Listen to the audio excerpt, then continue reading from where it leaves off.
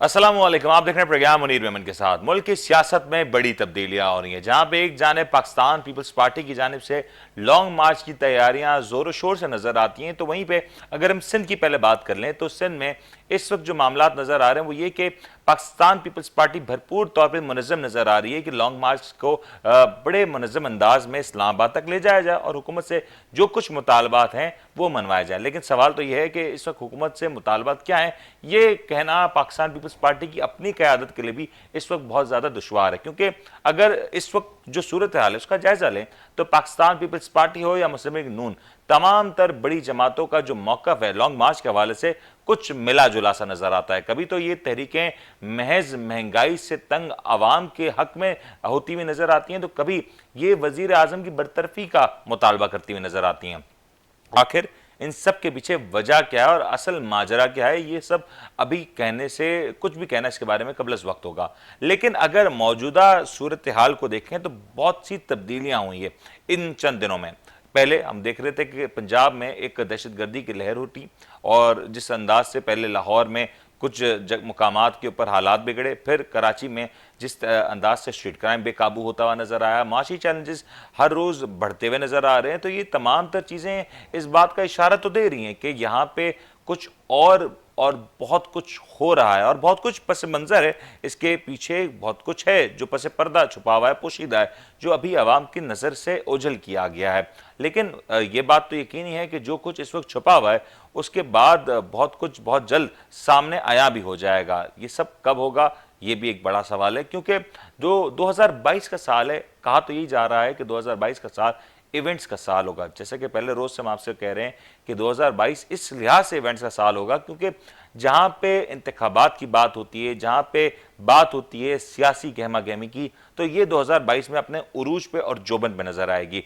जहां पे इस वक्त अपोजिशन की जमातों के लिए ये बात बहुत अहम है कि वो कोशिश करें और ये यकीनी बनाएं कि जो 2022 में जो हुकूमत है उसको एक टफ टाइम दें ताकि अवाम की नजरों में पहले तो अपनी साख को बहाल कर सकें और दूसरी जानिब जो मौजूदा हुकूमत के मंसूबे हैं, जो प्रोजेक्ट्स हैं, जो कि काफ़ी ज़्यादा आम तौर पे ये तासुर होता है कि हुकूमत अपने आखिरी सालों में बहुत कुछ अवाम को देना चाहती है ताकि अवाम की नज़रों में जो उनका खोया हुआ वक़ार होता है, जो कुछ पिछले माजी के 3, साढ़े 3, 4 साल की हुकूमत में हुकूमतें अवाम के साथ करती नज़र आती हैं, उसको भुलाने के लिए उसको उसके ऊपर कुछ कहा जाए कि कुछ लाली पाउडर लगाने के लिए हुकूमतें सारे इक़दाम ज़रूर करती हैं।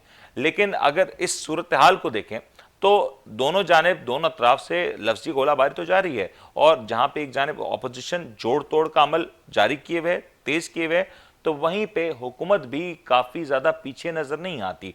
हुकूमत जहाँ पे एक जानिब अपने सियासी अपोजिशन की बात करें उसके हवाले से बड़ी सरगर्म नज़र आती है, उसको जहाँ पे कड़ा कड़ा जवाब दे रही है, तो आवाम के लिए भी जो मामलात हैं वो मुश्किल से मुश्किल तर होते जा रहे हैं। एक और जानिब अगर देखें तो मीडिया की सूरत हाल की अगर बात की जाए तो मीडिया की सूरत हाल के हवाले से भी कुछ बड़े फैसले किए गए। गुज़िश्ता चंद दिनों पहले एक ऑर्डिनेंस जारी किया गया जिसमें आज़ादी इज़हार के हवाले से बड़े सारे मामलात के ऊपर बात की गई और इसमें जो कवानीन है उसको मज़ीद सख्त किया गया। अब कहना तो ये है कि हुकूमत के जो अहदेदार हैं उनका यही कहना है कि ये जो तमाम तर इक़दाम किए जा रहे हैं वो मीडिया की मादर पिदर आज़ादी को रोकने के लिए और इसके पीछे कदगन लगाने के लिए किए जा रहे हैं। लेकिन ये महज उतना ही होगा जहाँ पे झूठी खबर दी जाएगी, लेकिन जो तनकीद है उसके हवाले से किसी किस्म के कोई मामलात नहीं होंगे और हुकूमत पे जो तनकीद है वो खुल के की जा सकती है। बैरिस्टर फ़ारूक नसीम ने भी इस बात को दोहराया और ये बात बताई कि हुकूमत किसी भी तौर पे तनकीद को बुरा नहीं समझती और महज गलत और झूठी खबरें जो आती हैं मीडिया पे उसके हवाले से सारे इक़दाम किए गए हैं। लेकिन यहाँ पे जो सवालात उठाए जा रहे हैं वो ये कि इस वक्त पाकिस्तान में जो कुछ मामला चल रहे हैं वो कौन है जो तयन करेगा जो खबर आई वो सही है या गलत है, और उसमें बेशतर खबरें ऐसी हैं जो कि कभी सही होती हैं लेकिन वक्त के साथ उनको साबित होने में ज़रूर वक्त लग जाता है। यानी कि अगर आज कोई खबर दी जाए और उसको कहा जाए कि वो सही है या नहीं, इसको कुछ भी उसके बारे में कहना कबल से वक्त हो सकता है, क्योंकि आम तौर पे खबरें जो दी जाती हैं उनकी मियाद, उनकी जो ड्यूरेशन है वो टाइम टू टाइम वेरी कर जाती हैं।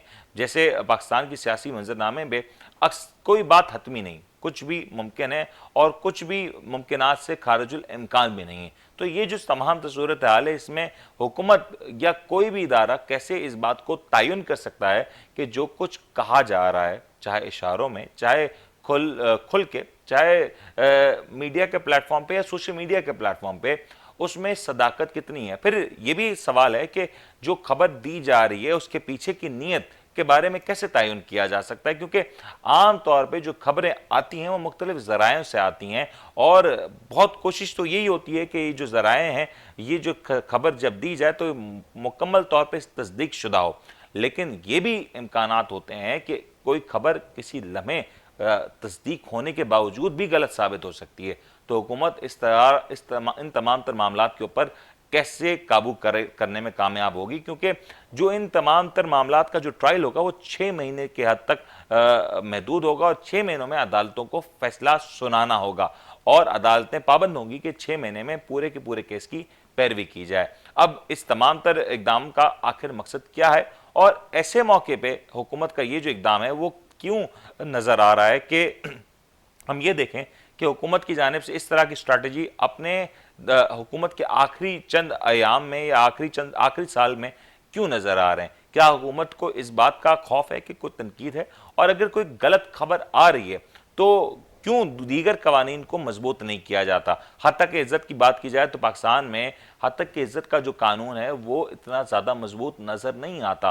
पाकिस्तान में आप डिफेमेशन का जो लॉज हैं अगर उसकी बात करें तो जितने भी आज तक पाकिस्तान की तारीख में केसेस हुए हैं वो महज फाइलों की हद तक तो महदूद रहे, लेकिन ये जो डिफेमेशन के जो केसेस हैं वो कभी भी अपने मंतकी अंजाम तक नहीं पहुंचे। और इन डेफेमेशन केसेस का एक और मजे का केस पहलू ये भी होता है कि इसमें जो अमाउंट जो दी जाती है उसका तयन कौन करता है, ये भी अभी तक महज मजाक ही लगता है। क्योंकि अगर पाकिस्तान की सियासत में देखें तो अभी कुछ अरसा पहले डेफेमेशन के हवाले से एक बड़ा मुकदमा देखने में आया। एक जानिब से 5 करोड़ रुपए का मुकदमा किया गया तो दूसरी जानिब से उसी केस के ऊपर 50 करोड़ रुपए का मुकदमा किया जाता है। तो इस तरह की सूरत हाल है। इसके ऊपर मजीद गुफ्तगू करेंगे और हमारे साथ कुछ लोग भी साथ में जुड़ते हुए नजर आएंगे। हम एक ब्रेक लेते हैं, ब्रेक के बाद हाजिर होते हैं।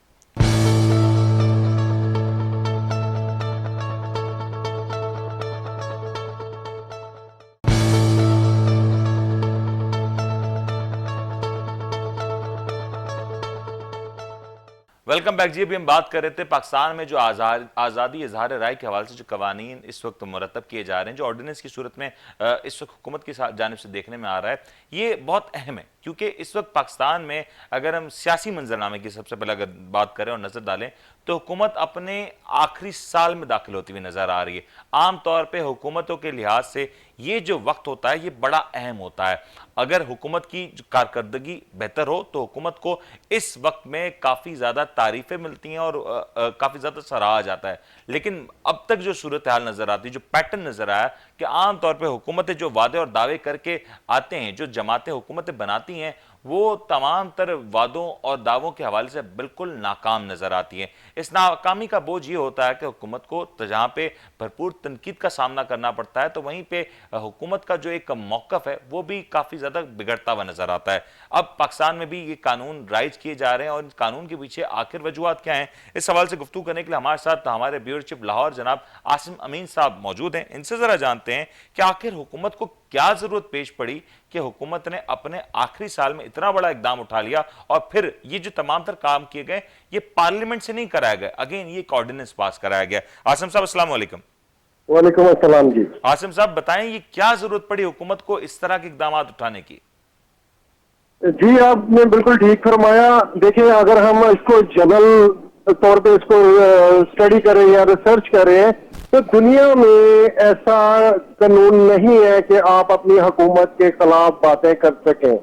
कोई किसी भी ऐसी आप देख लें, उसमें लंदन देख लें, यूरोप देख लें और खास करके मिडिल ईस्ट देख लें, उसमें तो आप किसी किस्म की कोई बात आप हुकूमत के खिलाफ नहीं कर सकते। ऐसा नहीं है कि हम हुकूमत की फेवर में ये बात कर रहे हैं, ये मैं बात कर रहा हूँ दुनिया के जाविये की। बिल्कुल सही है। अब देखें यहाँ होता क्या बदकिस्मती के साथ, ठीक है हुकूमत की पॉलिसी पे जो उनसे हमको तनकीद करनी चाहिए, कोई ऐसा रेफरेंस हो उसमें हमें बात ठोस करनी चाहिए। अब बदकिस्मती से हो ये रहा है जब से सोशल मीडिया थोड़ा सा ऐड हुआ है, जिसका दिल करता है वो अपने स्टूडियो में बैठता है और गवर्नमेंट के ऊपर तनकीद करना शुरू कर देता है। देखिए, होना ऐसा नहीं चाहिए। ये जो इमेज होता है, फिर आज अब दौर इतना फास्ट हो चुका है कि इधर से आप यूट्यूब पे एक वीडियो डालते हैं, ठीक 1 मिनट बाद वो लंदन में भी चल रही होती है, वो यूएसए में भी चल रही होती है, वो दुनिया में 1 मिनट के अंदर ऐसा बम ब्लास्ट होके सारों के सामने वो तस्वीर जाती है। अब उसकी तस्दीक कोई नहीं होती। देखिए, हुकूमत ने ये एक बात बहुत अच्छी की है कि अगर आप हमारे खिलाफ कोई जाली खबर या झूठी खबर चलाते हैं तो हम उस पे आप पे एक्शन लेंगे।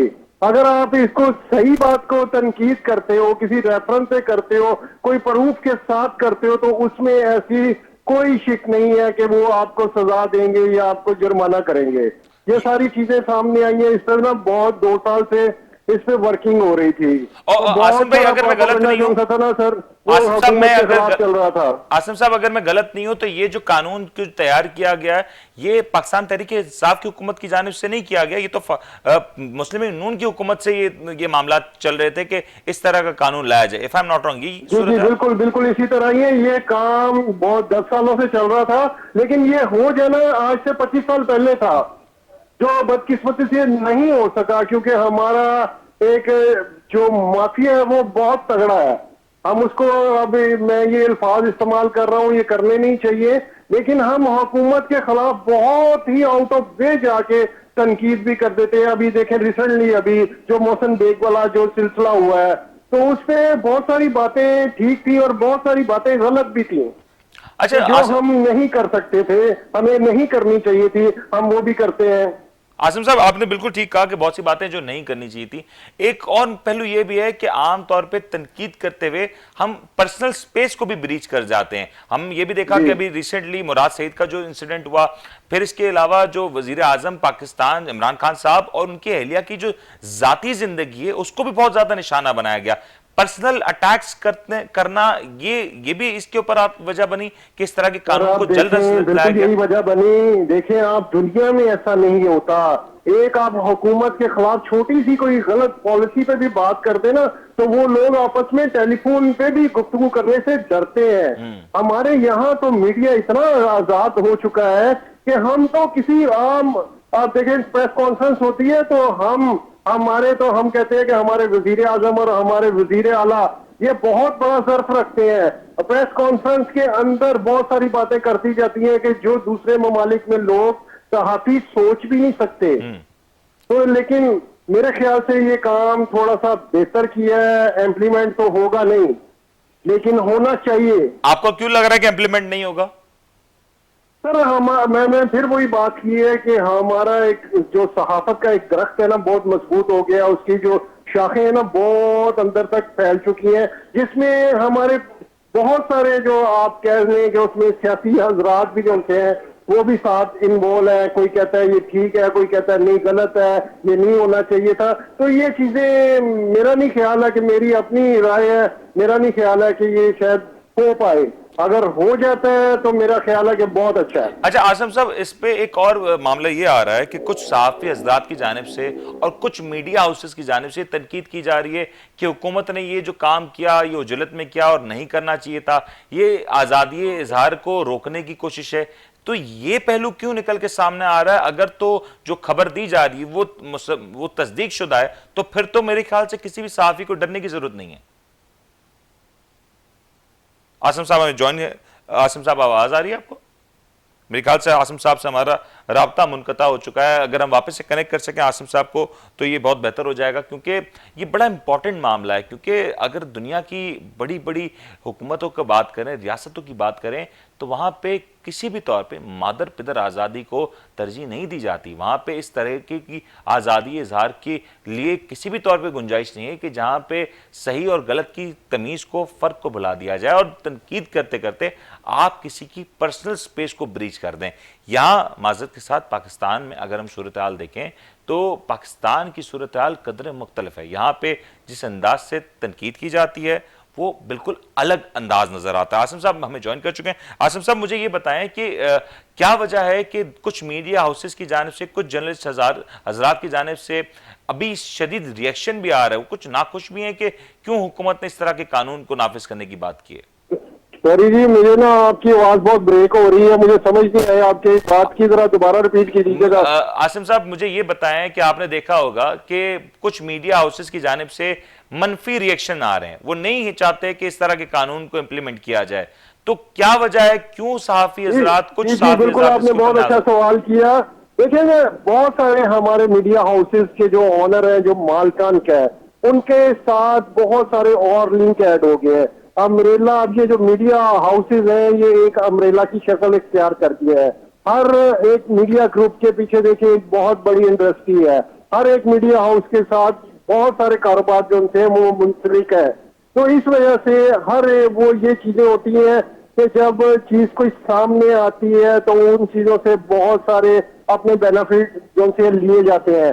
देखिए, एक रिपोर्टर एक खबर लेके आएगा, वो डेस्क पे आएगा, वो आगे एडिटर के पास जाएगी, एडिटर से फिर आगे सीईओ के पास जाएगी, तो उसमें वो लोग आगे मौकफ लेने के लिए, जो भी है वो खबर सही है या गलत है, वो एक मौकफ लेने के लिए किसी को फोन करेगा, कोई मिनिस्टर को करेगा, कोई वजीर आला को करेगा, या जहां तक उसकी रसाई है वो वहां पहुंचाएगा।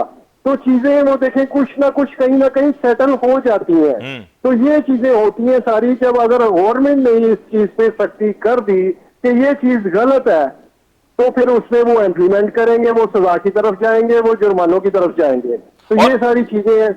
और आसिम साहब, हमारी मुल्क की तारीख इस तरह की खबरों से भरी पड़ी है। आपको याद हो कि अक्सर ये माजी मामलात के बड़ा ऊपर इसमें कोई हसास शक इदारों नहीं है। के सरबराहों को तनकीद का निशाना बनाया गया, आला अदलिया के जजेस को तनकीद का निशाना बनाया गया, जो कि आखिरी में जब मामलात तय पाए, जब सामने आई चीजें, तो पता चला कि मामलात तो वैसे थे ही नहीं जिस तरीके से बताए जा रहे थे। तो हमारे मुल्क की तारीख में तो इस तरह की मिस लीडिंग रिपोर्टिंग की एक बड़ी तारीख भी ये है। हमारी तारीख इस चीजों से भरी पड़ी है, इसमें कोई दो राय नहीं। आपने बिल्कुल ठीक फरमाया कि अभी ये माजी में हाल है, देखिए हमारे साबका चीफ जस्टिस लाहौर पे भी वो जिनसे इल्जाम लगे, वो वीडियो लीक्स हुई, और बहुत सारे ऐसे मामला ये माजी में होते रहे हैं, इसमें कोई दो राय नहीं है। अब देखें ये इसमें बेहतरी आएगी कैसे, निजाम ठीक कैसे होगा, मुल्क तरक्की कैसे करेगा।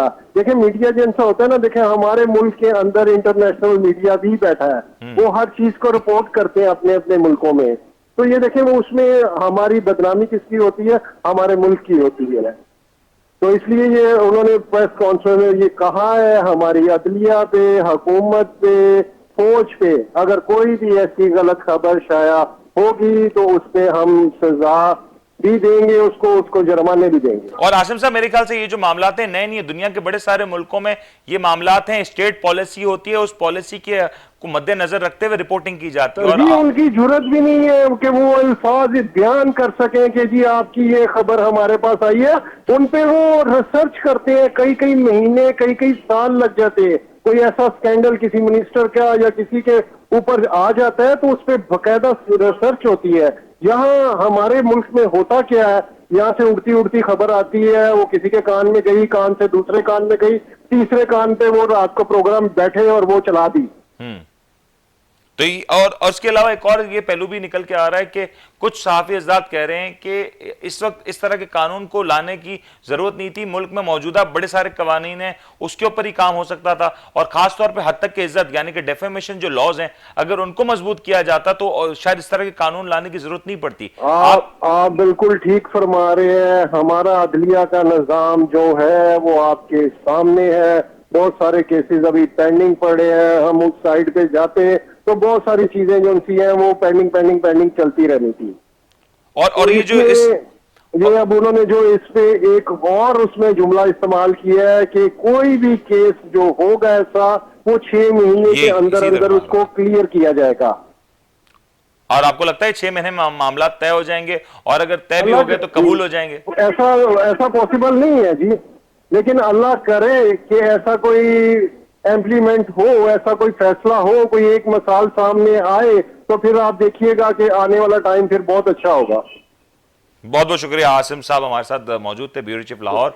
और यकीनी तौर पे जो कुछ बात आ रही है वो ये बड़ी इंपॉर्टेंट है कि पाकिस्तान में जो कवानीन लाए जा रहे हैं, ये बात ज़रूर अहम है कि हुकूमत ने अपने आखिरी साल में इसको इम्प्लीमेंट करने का फैसला किया।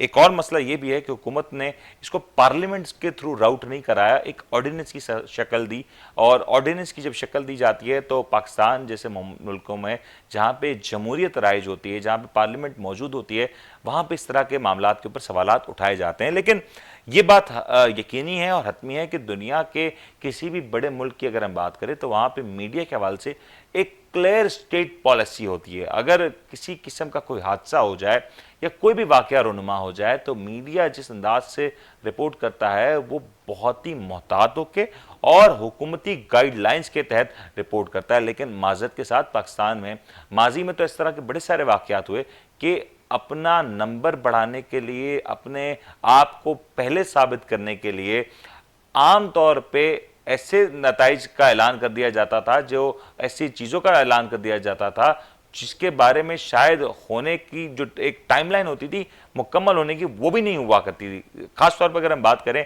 इलेक्शंस के दौरान, आम तौर पे जो रिजल्ट अनाउंस करने की जो टाइमिंग होती है वो 5 बजे की होती है, लेकिन पाकिस्तान में रिजल्ट अनऑफिशियली 5 बजे से काफ़ी पहले अनाउंस कर दिए जाते थे। पाकिस्तान में इसी हवाले से अगर हम देखें कि मुख्तलिफ औकात पे जब भी कोई हादसा हुआ, सानिया हुआ या कुछ भी मामलात हुए तो बिना किसी सबूत के, बिना किसी तफ्तीश के, किसी भी आला हुकूमती सरकारी इदारे के सरबराहों को, खास तौर पे उन हसास इदारे के सरबराहों को बिला वजह मलाइन करने की कोशिश की गई और उनको इसमें कहा जाए कि उनका नाम खराब करने की, उनकी साख खराब करने की, उस इदारे की साख खराब करने की कोशिश की गई, तो ये गलत ना होगा। तो पाकिस्तान में इस तरह के बड़े सारे मामलात हुए हैं और ये बात ये भी ज़रूरत है कि पाकिस्तान में अगर डेफेमेशन लॉज की बात करें तो डेफेमेशन लॉज उतने ज़्यादा मजबूत और मुस्तहकम नहीं है, जिसकी वजह से पाकिस्तान में आम तौर पर तनकीद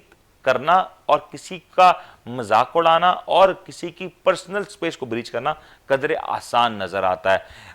यहाँ पे और गुफ्तगू करेंगे और कुछ और मामलात हैं इसके हवाले से कि मईशत और जो इस वक्त मईशत की मौजूदा सूरत हाल है, इसमें एक तरफ सियासी मामलात दर्जा हरारत बढ़ते हुए नजर आ रहे हैं, एक तरफ ये नज़र आ रहा है कि हुकूमत को अपोजिशन की जानिब से एक टफ टाइम होता हुआ नज़र आता है। रमज़ान से पहले कोई बड़ी तब्दीली भी मुतवक्के है, ये भी कहा जा रहा है। क्या ये तब्दीली होती है या नहीं, ये तो वक्त बताएगा। लेकिन अगर इस तब्दीली के लिए कुछ कोशिशें की भी जाती हैं तो इसके असरात कितने दूर देर पाओगे, ये जानेंगे। एक ब्रेक लेते हैं, ब्रेक के बाद हाजिर होते हैं।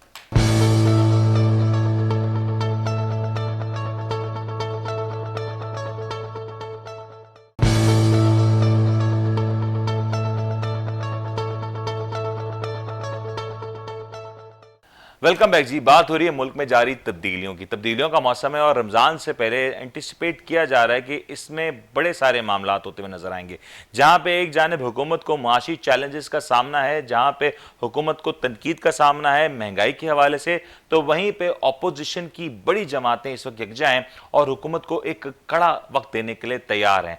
ये कहा जाए कि हुकूमत के हवाले से जो कुछ मामलात हैं, अपोजिशन उसको इस्तेमाल करते हुए या आवाम की रहनुमाई कर रहे हैं या फिर अपनी सियासी तहरीक का आगाज कर रहे हैं, तो ये दोनों सूरत हाल में गलत ना होगा। इसी हवाले से गुफ्तगू करने के लिए हमारे साथ इस वक्त ज्वाइन करें जनाब अली मोहम्मद उस्मानी साहब, सीनियर एनालिस्ट। जरा इनसे जानते हैं कि अगर ये तमाम तर कार्रवाइयाँ होती हैं, अगर ये पाकिस्तान में एक बार फिर से लॉन्ग मार्चेस, धरने की सियासत होती है, खास तौर पर इस वक्त में जब पाकिस्तान माशी तौर से उतना ज़्यादा मुस्तहकम नहीं, कुछ इफ़ी सी सिचुएशन है, तो ऐसे में ये कितना ज़्यादा मुल्क की मईशत के लिए नुकसानदेह होगा और अवाम को और कितने चैलेंजेस का सामना करना पड़ सकता है। अली साहब अस्सलाम वालेकुम। वालेकुम सलाम। अली साहब, आपने सुन तो लिया होगा कि मामलात क्या चल रहे हैं, आप जानते भी हैं बखूबी के किस अंदाज से हुकूमत को टफ टाइम देने के लिए एहतजाजी तहरीकों का, जलसे जुलूसों का, लॉन्ग मार्चेस का, धरनों का प्लान अपोजिशन का। पहले तो मुझे ये बताएं कि इसके ऊपर हम जरूर डिस्कस करेंगे कि मईशत के ऊपर क्या इम्पैक्ट आएगा, लेकिन मौजूदा मईशत पहले ये तो बताएं कि क्या इस बात के लिए तैयार भी नजर आती है कि इस तरह के इवेंट्स को केटर कर सके, एब्जॉर्ब कर सके? देखिए, सबसे पहली चीज तो ये है कि ये जो पीरियड इस वक्त चल रहा है, यानी 2022 का जो ईयर है, मतलब हम फाइनेंशियल ईयर की बात कर रहे हैं, यानी जुलाई 2021 से ऑनवर्ड जिसको मूव किया था पाकिस्तान ने, तो वहां पे गवर्नमेंट की जानिब से एक बहुत बड़ा प्रेशर आया था करंट अकाउंट के खसारी की फॉर्म में, जो कि one of the sudden 1 month के अंदर आया था, जून 2021 के अंदर। जिसकी वजह से पूरा का पूरा जो सरप्लस था आपका वो वन ऑफ द सडन जो है वो डेफिसिट के नियर टू हो चुका था। करंट अकाउंट की मैं बात कर रहा हूँ। तो ये जो मईशत की पोजीशन है, ये इसके अंदर इस्तेकाम लाने में काफी टाइम लग जाता है, मगर जब ये डिटोरिएटिंग स्टेज पे जाती है, यानी कोई भी एक बदनज़मी या सिस्टम का फ्लॉ या वो भी एनीथिंग जो कि उसको मईशत को लाती है, वो बहुत तेजी से अपनी इम्पैक्ट डालना शुरू कर देती है। इसका इम्पैक्ट मैं आपसे ये बात बताऊं कि लेट सपोज के चीजों में अगर बेहतरी आती है, अगर पॉलिसी रेट यहाँ से इंप्रूव होकर पाकिस्तान में 2% डिक्लाइन हो जाता है फॉर इंस्टेंट, तो कितने अरसे के बाद चीजों के अंदर कमी आना शुरू होगी प्राइसेस के अंदर? सबसे पहला पॉइंट, आपको टाइम लगेगा, टाइम देखने में लगेगा कि चीजों में बेहतरी आने में 6 से 8 महीने लगते हैं, मगर यही पॉलिसी रेट अभी 1% बढ़ जाता है तो फ्रॉम वेरी नेक्स्ट डे मईशत के अंदर जो कारोबारी सरगर्मियां है, वो हर शख्स जो है वो इमीडिएटली अपने प्राइसेस हाइक करने लग जाता है। ये 2 पैरामीटर्स हैं। अब आप इसको देखें कि ये 2 पैरामीटर्स बताते हैं कि मईशत के अंदर जो कानून नाफिज करने वाले इदारे या पॉलिसी मेकिंग करने वाले इदारे या जो इसको जितने भी इस वक्त इदारे हैं जो इन तमाम तर चीजों को रेगुलेट करते हैं, वो प्रॉपर तरीके से गवर्नमेंट का कंट्रोल नहीं है अवामी मसाइल्स के ऊपर या मईशत के ऊपर। ये पॉइंट आप जरा नोट कीजिएगा, इन पॉइंट्स को देखिए।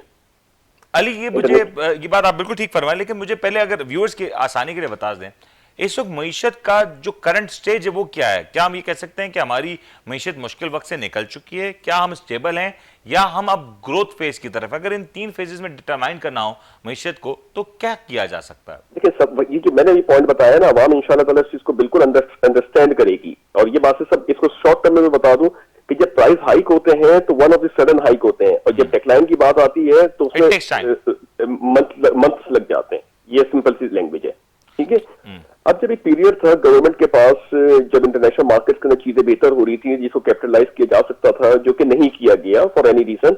अब जब पाकिस्तान की मईशत स्टेबिलिटी की तरफ आ रही थी और ये एक्सपेक्ट किया जा रहा था कि 2020-21 के अंदर पाकिस्तान की मईशत जो है वो ग्रोथ रिपोर्ट करेगी, नंबर्स में नहीं बल्कि वाकई में रियल में रिपोर्ट करेगी, उस वक्त तो कुछ हुआ नहीं। अब जब यहाँ पे IMF का प्रेशर की वजह से हमने मिनी बजट का इम्पैक्ट करवाया, उसके बाद अब बजट सर के ऊपर सवार है, फिर लॉन्ग मार्च का थ्रेट है, लेकिन लॉन्ग मार्च क्या इम्पैक्ट रखती है नहीं रखती, ये बात की बातें हैं। मगर गवर्नमेंट के पास अभी 1.5 साल का पीरियड है, जिसके अंदर वो खुद भी डेफिनेटली अगर इस वक्त अपोजिशन में होते तो वो लॉन्ग मार्च जरूर करते हैं, ठीक है। तो ये तमाम तर चीजें जो है वो इस वक्त मईशत के लिए जो एक न्यूट्रल सेंटीमेंट था गुज़श्ता कुछ हफ्तों पहले, मैं नेगेटिव इसलिए नहीं कह रहा था क्योंकि मैं पेसिमिज्म आ जाता है बहुत ज्यादा, एक न्यूट्रल एस्पेक्ट था, वो बहुत तेजी से जो है वो नीचे की तरफ जा सकता है। ये जरूरी नहीं है कि हमारे नंबर्स बहुत अच्छे हैं, हमारी चीजें बहुत अच्छी हैं, मगर अल्टीमेटली जो हमारा ये देखें इंटरनेशनल मार्केट्स के अंदर ऑयल प्राइसेस कंटिन्यूसली जो है वो स्टेबल है, मतलब 90 से अबव की तरफ। दूसरी जानिब आपके रुपए के कदर में कुछ इस्तेहकाम जरूर आया, मगर अभी भी कोई वो सर्टेन लेवल्स के ऊपर अपने आप को मेंटेन नहीं कर रहा है। तो ये जो चीजें हैं, फिर उसके अंदर अगर अपोजिशन अपनी एक रोल प्ले करती है, गच्चे वो कोई अगर इम्पैक्ट डालती है नहीं डालती है तो बात की बातें हैं, मगर अल्टीमेटली जब उनको कोई रूल मिलता है और गवर्नमेंट की जानिब से कोई इस तरीके की चीजें सामने नहीं आती, लेट सपोज कि गवर्नमेंट कहती है कि हम जो है वो सस्ती बिजली फराहम करेंगे, सेल टैक्स खत्म कर दिया हमने पेट्रोलियम प्रोडक्ट्स के ऊपर, वो प्रीवियस गवर्नमेंट के साथ बहस करने लग जाते हैं कि आपने जो सेल टैक्स पहले लिया था हमने सेल टैक्स खत्म कर दिया। तो कोई उनसे ये क्यों नहीं पूछता कि जब पेट्रोलियम प्राइसेस नीचे हुए थे तो उस वक्त आपने इम्पैक्ट पास ऑन क्यों नहीं किया था पब्लिक तक? देखिए, बात ये नहीं होती कि हम क्या ऑप्टिमिज्म है पेसिमिज्म है, ये 75 साल से हम यही चीजों को रोना चलते चला है कि कल हमारा अच्छा होगा, और हम अंडरस्टैंड नहीं करते हैं कि अच्छा होने के लिए हमारे पास अवामिल क्या जरूरी है। इंटरनेशनल मार्केट में प्राइसेस $94 तक के पहुंचे ऑयल के, आपके यहाँ $12 का पेट्रोल बढ़ गया। यही मैं पूछना चाहता हूं कि पिछली गवर्नमेंट ने जब इस तरीके से किया था तो पिछली गवर्नमेंट चोर थी। अब जो प्राइसेस बढ़ रहे हैं ऑयल के, वो इंटरनेशनल मार्केट बढ़ा रही है। ये 2 पैरामीटर्स क्यों हैं? या तो जस्टिफिकेशन लें। तो दीज आर द थिंग्स जो कि बहुत बड़ा एक क्या कहते हैं हाइप क्रिएट कर देते हैं, कंफ्यूजन क्रिएट कर देते हैं, और रियल एस्पेक्ट से अवाम निकल जाती है। फिर उसके बाद आप देख लें इन्फ्लेशन कितना बड़े लेवल्स के ऊपर आ रहा है। तो ये जो चीजें हैं, मैं अभी इसको थोड़ा सा नेगेटिव ट्रेंड्स के ऊपर देख रहा हूं कि मार्केट्स के अंदर ये कोई ऐसी बात नहीं है कि पाकिस्तान के अंदर सलाहियत नहीं है।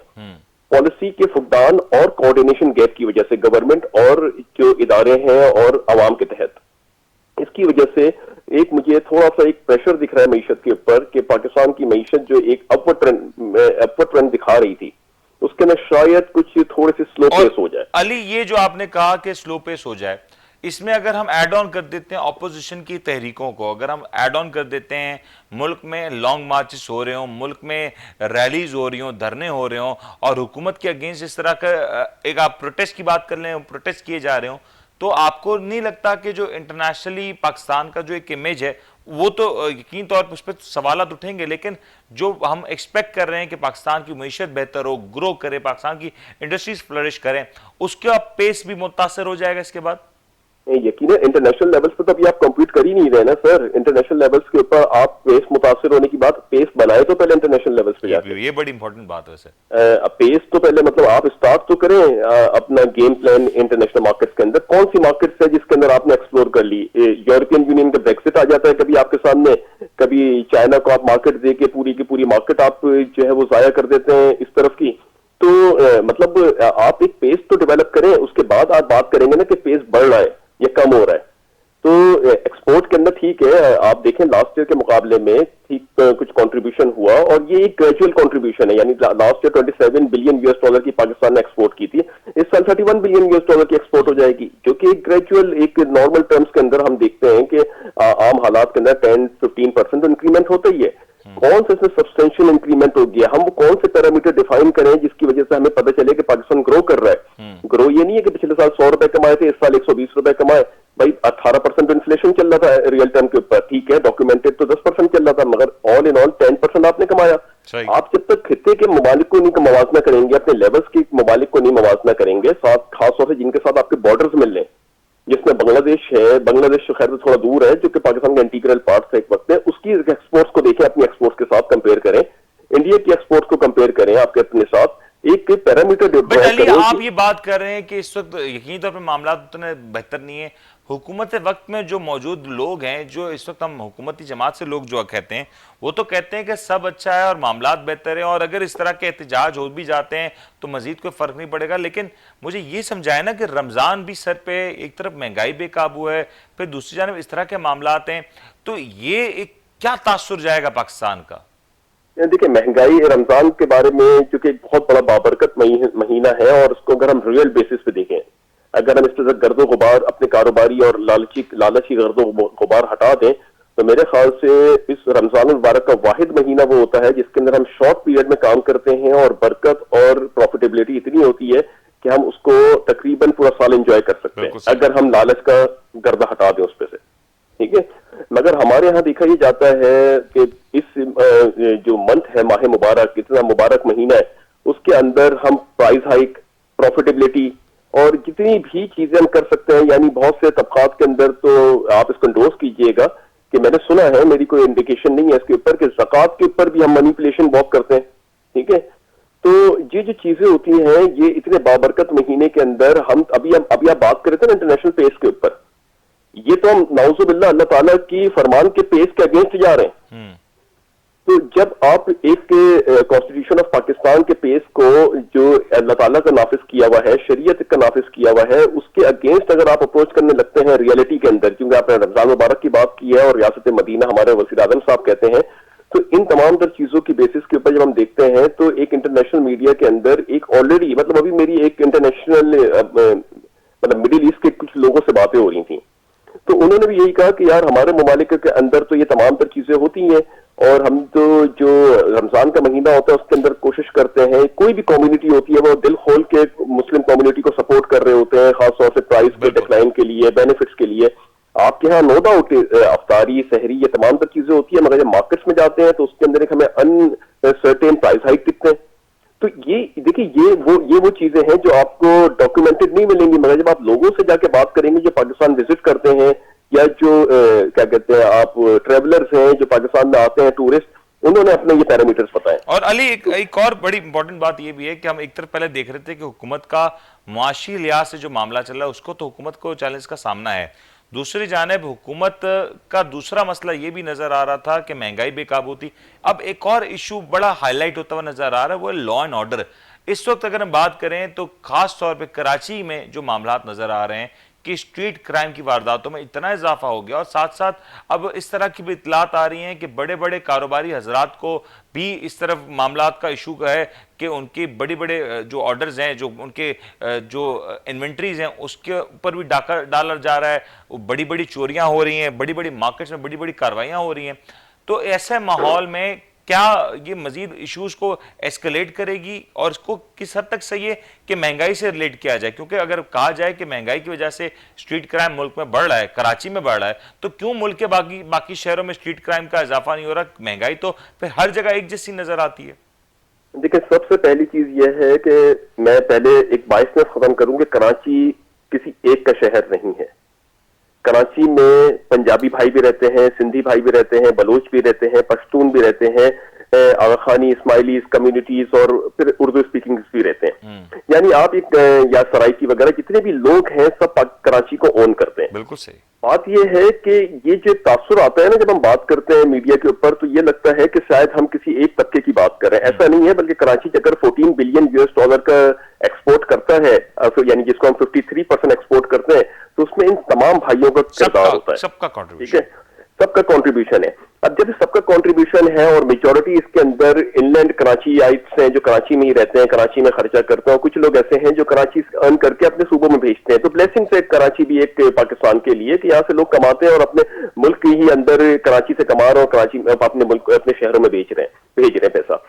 ये इसीलिए यहाँ पे आपको कारोबारी सरगर्मी भी बहुत दिखती हैं और चीजें भी बहुत ज्यादा दिखती हैं। इसके बाद फिर हम देखते हैं लाहौर के अंदर भी ऐसी चीजें होती हैं, फिर कुछ इस्लामाबाद के अंदर भी जो कारोबारी लॉ एंड ऑर्डर अगर इसको रिलेट किया जाए कि महंगाई बढ़ी तो लॉ एंड ऑर्डर खराब हो जाता है। लॉ एंड ऑर्डर की बात करते हैं तो सबसे पहला जो सवाल मैं बिल्कुल डेस्परेट था कोई मुझसे बात पूछे कि कराची को मेरे ख्याल से, बल्कि मेरा अपना बिलीव है ये कि कायद आज़म मोहम्मद अली जिन्ना और उनके कुछ अकाबरीन के अलावा हमने आज तक शायद कराची को ओन उस तरीके से नहीं किया। कराची क्या बल्कि जैसे पूरे पाकिस्तान को शायद हमने उस तरीके से ओन नहीं किया, मगर चूंकि कराची इस वक्त हर चीज में लिस्ट पे आता है इसलिए हम कराची की बात करते हैं कि शायद हमने उस तरीके से ओन नहीं किया। देखिए, कुछ चीजें होती हैं कि मफाद के लिए की जाती हैं, मगर कुछ चीजें ऐसी होती हैं जिसमें मफाद बालातर होता है। लेट्स सपोज कि आप अपने वालिद से मोहब्बत करते हैं तो उसके अंदर कोई गर्ज शामिल नहीं होती, मगर अगर आप किसी कारोबारी हजरात से करते हैं तो डेफिनेटली उसमें लेन देन का अंसर शामिल होता है। तो ये चीज होती है। तो हम जब मादर बोलते हैं ना, मादर मिल्लत, या हम जब इसको मदरलैंड बात करते हैं, तो हमें फिर अपने माँ बाप की तरह मोहब्बत करनी चाहिए इस मुल्क से, चाहे वो कोई भी शहर हो, कराची हो, लाहौर हो, इस्लामाबाद हो, पेशावर हो, कोयटा हो, कोई भी शहर हो, या सिंध का कोई इलाका हो। तो हम जो है जब यहाँ पे आते हैं, मोस्टली हम यहाँ पे सिर्फ और सिर्फ इस जमीन से बेनिफिट उठाने की बात करते हैं, इसको देने की कुछ बात नहीं करते या इसके लिए सोशल रिस्पॉन्सिबिलिटीज पूरी नहीं करते। तो सबसे पहला फुकदान ये है कि हमने शायद इसको डिसोन किया हुआ है, अपने बेनिफिट्स के लिए बातें करते हैं। वो शहर जो कि तमाम तर कम्युनिटीज के लिए एक ब्लेसिंग बना हुआ है, फिर वहां पे जब बेरोजगारी बढ़ती है और इसका आप देखें कि इसका हजम कितना बढ़ चुका है। अगर आप एक कोने से दूसरे कोने में जाएं कराची को, तो अप्रोक्सीमेटली आपको 40 to 45 किलोमीटर का रास्ता तय करना पड़ता है, और उसके अंदर एक वजीर आला या जो भी लोग बैठे हुए हैं वो किस तरीके से इसको मैनेज कर रहे होंगे, ये तो जवाब उनके ऊपर आता है। फिर लॉ एंड ऑर्डर सिचुएशंस, फिर जो बीच के इलाके हैं, तो ये हर बंदा डेप्राइव्ड है। और ये कहानी आज से नहीं चल रही है, तकरीबन इसको 30 साल होने को आए हैं कराची को। हम कराची से बिलोंग करते हैं, हमें पता है कि जब हम कभी पंजाब जाते हैं तो हम बड़ा सिक्योर फील करते हैं। हम कभी केपीके जाते हैं तो ठीक है, मिस हैपनिंग तो हर जगह हो सकती है, मगर यहाँ पे लेकिन ओवरऑल तासुर यह है कि अगर कराची के अगर बाहर चल जाएं और सिंध के अगर हम बॉर्डर्स को क्रॉस कर लें तो वहां पे आपको सड़कें भी बेहतर नजर आएंगी, वहां पे आपको निजाम भी बेहतर नजर आएगा, वहां पे सफाई का निजाम भी बेहतर नजर आएगा और वहां पे लॉ एंड ऑर्डर सिचुएशन भी बेहतर नजर आएगी। क्यों? मैं आपसे सवाल पूछता हूँ ना, क्यों? वजह क्या है? क्या ये कराची के अंदर जो लोग हम काम कर रहे हैं या रह रहे हैं, ठीक है, शहरी तो अपना फर्ज अदा कर रहे हैं। देखिए, टैक्स पे के हम अगर आवाम के ऊपर नहीं इल्जाम लगा सकते, क्योंकि यहाँ पे जो भी लोग बाशिंदे काम कर रहे हैं, जिस कम्युनिटी से भी बिलोंग करते हैं, जिस जबान से भी, जिस रीजन से भी बिलोंग करते हैं, वो अपना टैक्स का भी हजम दे रहे हैं ना, एक कॉन्ट्रीब्यूशन भी तो कर रहे हैं कराची।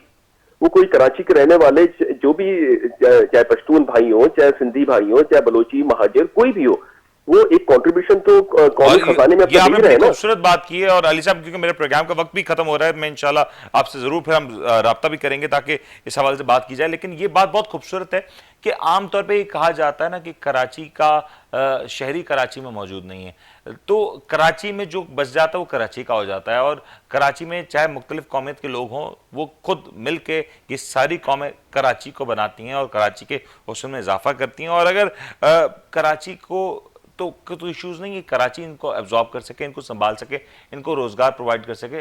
फेलियर है हुकूमत का। हुकूमतें अगर फेल होंगी, हुकूमतें अगर नाकाम होंगी, तो फिर कोई भी शहर महफूज नहीं हो सकता। और अगर हुकूमतों का रुझान इस तरफ ना हो कि अपने शहरों को महफूज और पुरअमन रखना है, तो फिर अगेन ये जो बहाने किए जाते हैं कि महंगाई है, इस तरह के मामला हैं, मैं ये बहानों तक ही महदूद होते हैं। उम्मीद करते हैं आपको आज का प्रोग्राम पसंद आया होगा। अपने होस्ट मुनीर को इजाजत दीजिए। अपना बहुत बहुत ख्याल रखिएगा। अल्लाह हाफिज।